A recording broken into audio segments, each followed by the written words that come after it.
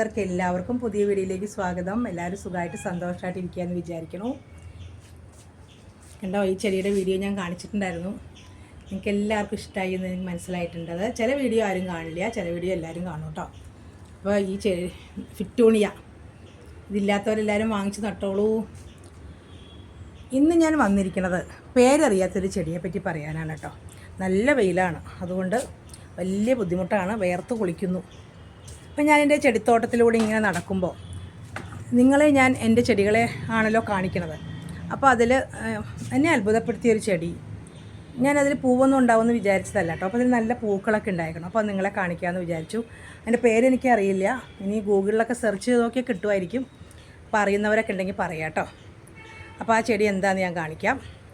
Video ഇഷ്ടപ്പെടുകയാണെങ്കിൽ എല്ലാവരും subscribe ചെയ്യുക, ലൈക്ക് ചെയ്യുക, കമൻറ്റ് ചെയ്യുക, ഷെയർ ചെയ്യുക കേട്ടോ. ഈ ചെടി എല്ലാവരും കണ്ടിട്ടുണ്ടാവുമല്ലോ, നമ്മളെ കാട്ടിലൊക്കെ വളരാൻ ഒരു കാട്ടുചെടിയാണിത്. പക്ഷേ എന്തോ ഒരു പേരുണ്ട്.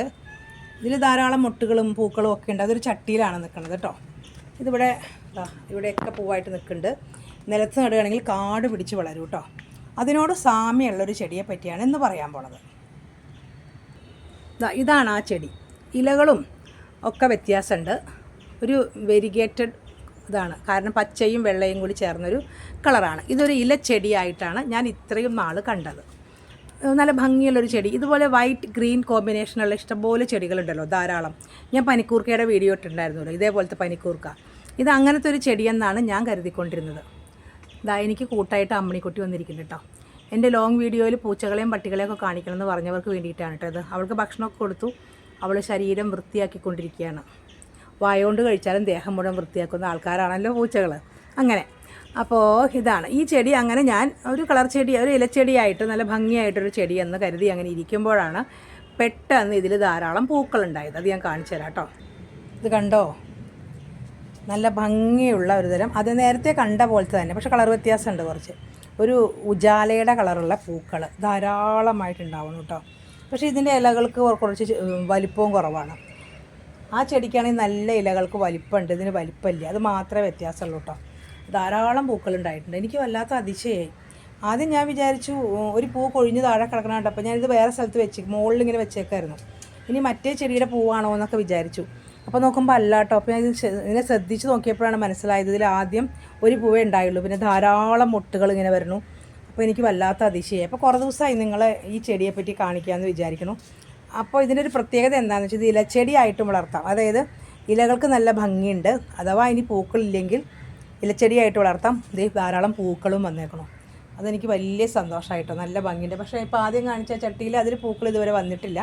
അത് ഞാൻ വെയിലത്തല്ല വെച്ചിരുന്നത്, ചിലപ്പോൾ അതുകൊണ്ടായിരിക്കും കേട്ടോ. ഇതിങ്ങനെ വെയിലത്ത് വെച്ചതുകൊണ്ടായിരിക്കും പൂക്കൾ വന്നേക്കണം. ഇനിയിപ്പോൾ അതും കൂടി ഞാൻ വെയിലത്ത് വെക്കാൻ പോവാണ്. പൂക്കൾ ഉണ്ടാവുമല്ലോ. ഇനി വേറെ കളറൊക്കെ ഉണ്ടോയെന്ന് അറിഞ്ഞുകൂടാ, ഉണ്ടാവുമായിരിക്കും ചിലപ്പോൾ.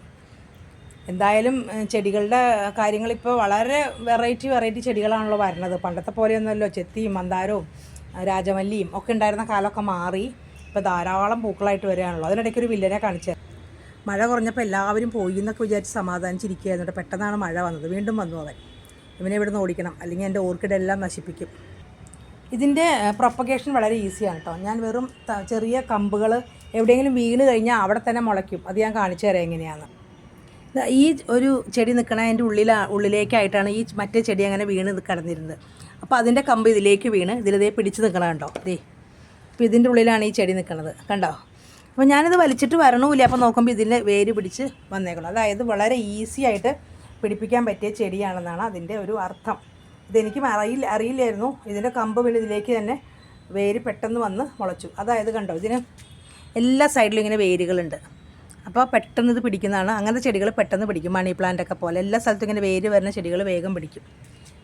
അപ്പോൾ ഇതിൻ്റെ പേരറിയില്ല. പേരറിയുന്നവരുണ്ടെങ്കിൽ ഒന്ന് പറയൂ, ഞാൻ ഗൂഗിളിലൊക്കെ ഒന്ന് നോക്കട്ടെ.